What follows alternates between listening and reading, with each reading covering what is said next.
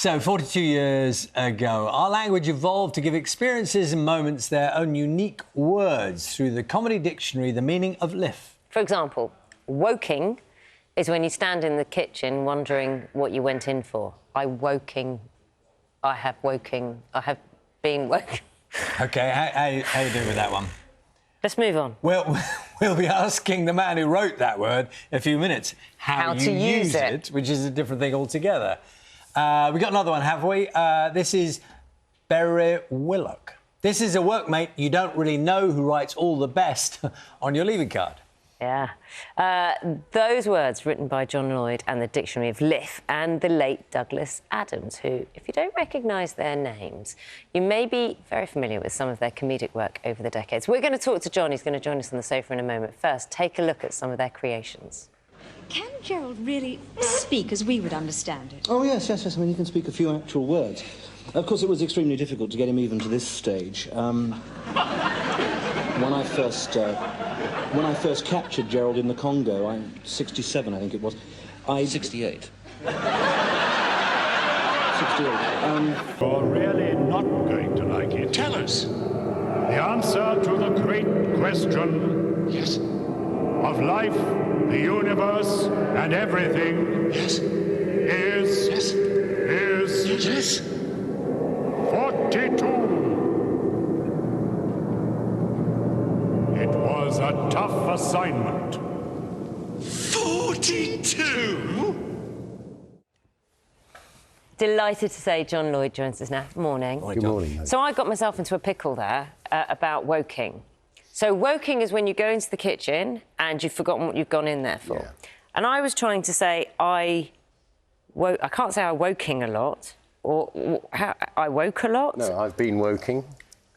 Ah, thank you. Yes. How often does that happen to you? Well, it's something Douglas was very good at. Yes. It's just going in the kitchen. No.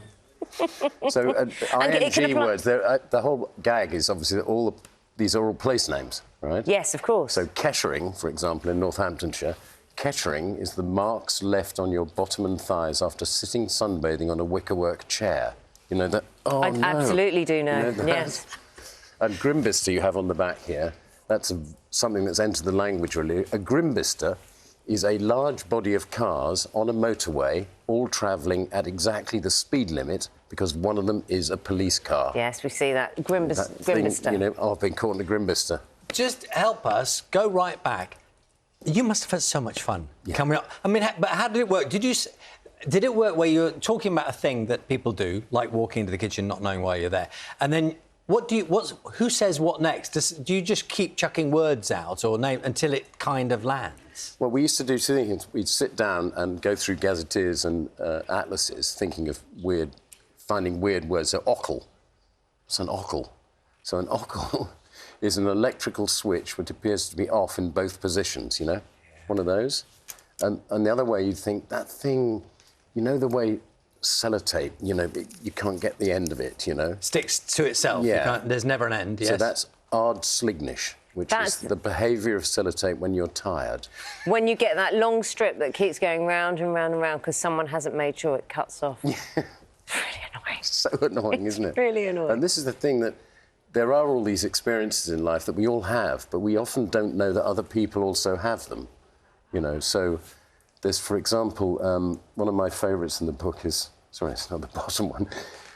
Shoeburyness in Essex, right? Shoeburyness is the vaguely uncomfortable feeling you get when sitting on a seat still warm from somebody else's bottom. Yes, because you're not quite sure why it's so warm. Yeah, but most people they don't share that. So only when you've heard the word do you know, oh, other people have that too. It's quite appropriate in the circumstances we're here. Although no one actually, just so you know, John, no one's actually sat where you are this morning. No. You're the first this morning. Oh, no, I believe it for other people. So, with Shrewsburyness, I'm just trying to understand how to use the language, because it's fantastic, so it should be used. So say I'm sitting on the tube, and I sit on a warm seat, and usually I would actually just get up and move, because I don't like the feeling. But do I say... Oh, this is a Shrewsburyness. I've detected a Shrewsburyness. How about that? Yeah, and apparently now that people know there's a word for it, they're more likely to get it. Yes, of course. It's a new scientific concept. And are you updating this word thing all the time? I noticed you have got a list with you, John. I'm a fan of a list. It always helps. There's probably a word for people who need lists all the time, isn't there? But there should be. What have you got? Some prize words for us? Well, I saw one last night in my hotel. Yes. A lamb lash, OK, which is the folder on a hotel dressing table full of astoundingly dull information. A lamb lash. You know that thing? There's nothing in it at all. Yes. Where is lamb you lash? You mentioned the politics the other day. Firebag, OK? Firebag's place in America. And a firebag is a remark intended to cue applause at a Tory party conference. Specific. You know. OK. I got a firebag. Is it specifically to the Tories? Conservative Party? Because we need to be. No, other parties are available, Charlie. No, of course not. No, but it's that cracker of a one-liner, you know. Yeah. My daughter was using one the other day in the kitchen. Peoria, place in Illinois.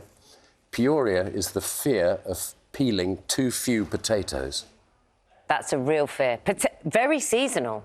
Yeah, very topical at the moment, because, you know, the Christmas dinner, there is no... In my tiny mind... Do you have that, Naga? Do you have that thing? Oh. I always do so many potatoes. I do have the fear, though, of not... to your house for There's always... I mean, if yeah. there aren't enough roast potatoes for a full dinner on Boxing Day, then I have failed. John, we mentioned some of the projects you've been involved in the past. Blackadder, for example. Do you ever... It's often repeated, isn't it, on comedy stage? Do you ever catch it and go, do you know what? I'm so chuffed I wrote that. I mean, maybe that's a really silly question, but do you have those moments? Well, to be honest, I suppose with Blackadder, yes, because producers only... Bringing up that word Peoria. Peoria, which is a very, very valid thing. Who is your comedic foil now? Because Douglas Adams passed in 2001 and you had a great relationship. Has your family picked up on kind of that relationship? I just wonder who you now kind of bounce off. Well, gosh, that's a very good question. I don't really have that, sort of comedy chum anymore. I did a thing, somebody asked me a question, I was at the Edinburgh Festival, and somebody said, of all the comedians who you knew who are now not with us, who was your favourite? I thought, that's a very good question. I counted up, it was 52 people in my life. How lucky are you to have been touched by that? It's like, yeah, it's extraordinary. Was there a name that stood out? Peter Cook was my, because he was much older than me, he was my comedy hero. And one of those people who... I never saw Peter do any actual work. He just turned up and was funny. It's like... Never had a pencil with him or anything. Everybody just, start. Hello. It's a very good recommendation. And for people who are watching now who don't know about his work, well worth digging back through some of that stuff. Lovely to see you this morning. Thank you for your word. Well, I was going to make up a word then, but I'm not going to because it wouldn't make any sense. You need one to find about the lists. Yeah. Have you got a farewell word for us? Oh, well, let me think. What's the best one here? Oh, yeah, Stibbard. That's the invisible brake pedal on the passenger side of the car. We've got... That you have to do. John, lovely to see you here. Thank you. Thank you. John's book, The Meaning of Life, is out now.